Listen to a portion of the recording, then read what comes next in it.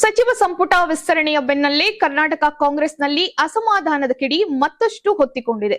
ಸಚಿವ ಸ್ಥಾನ ಕೈತಪ್ಪಿದಂತಹ ಹಿನ್ನೆಲೆಯಲ್ಲಿ ಕೆಲವು ಶಾಸಕರು ಪಕ್ಷದ ನಾಯಕರ ವಿರುದ್ಧ ಬಹಿರಂಗವಾಗಿಯೇ ಅಸಮಾಧಾನವನ್ನ ವ್ಯಕ್ತಪಡಿಸಿದ್ದು, ಕೆಲವರು ರಾಜೀನಾಮೆ ನೀಡುವಂತಹ ಬೆದರಿಕೆಯನ್ನ ಕೂಡ ಹಾಕಿದ್ದಾರೆ.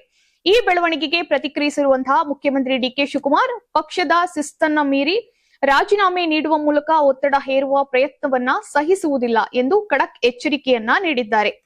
ಯಾರಾದರೂ ರಾಜೀನಾಮೆ ನೀಡಿದರೆ 5 ನಿಮಿಷದಲ್ಲಿ ಅಂಗೀಕರಿಸುತ್ತೇನೆ ಎಂದು ಅವರು ಸ್ಪಷ್ಟ ಸಂದೇಶವನ್ನ ನೀಡಿದ್ದಾರೆ. ಕಾಂಗ್ರೆಸ್ ದೊಡ್ಡ ಪಕ್ಷವಾಗಿದ್ದು ಎಲ್ಲಾ ಶಾಸಕರಿಗೂ ಒಂದೇ ಬಾರಿಗೆ ಸಚಿವ ಸ್ಥಾನವನ್ನ ನೀಡಲು ಸಾಧ್ಯವಿಲ್ಲ. ಹೀಗಾಗಿ ಎಲ್ಲರೂ ತಾಳ್ಮೆಯಿಂದ ಇರಬೇಕು ಹಾಗೂ ಪಕ್ಷದ ಹಿತಾಸಕ್ತಿಗೆ ಆದ್ಯತೆಯನ್ನ ನೀಡಬೇಕು ಎಂದು ಡಿಕೆಶಿ ಹೇಳಿದ್ದಾರೆ.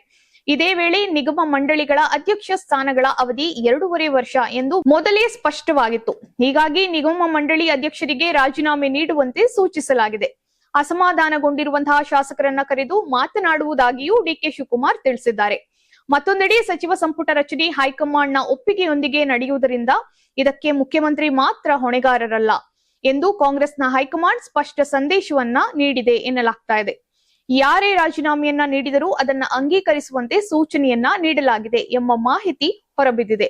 ಹೀಗಾಗಿ ಸಚಿವ ಸಂಪುಟ ವಿಸ್ತರಣೆಯ ಬಳಿಕ ಕಾಂಗ್ರೆಸ್ನಲ್ಲಿ ಭುಗಿಲೆದ್ದಿರುವಂತಹ ಅಸಮಾಧಾನ ಸದ್ಯಕ್ಕೆ ತಣ್ಣಗಾಗುವಂತಹ ಲಕ್ಷಣ ಕಾಣುತ್ತಿಲ್ಲ.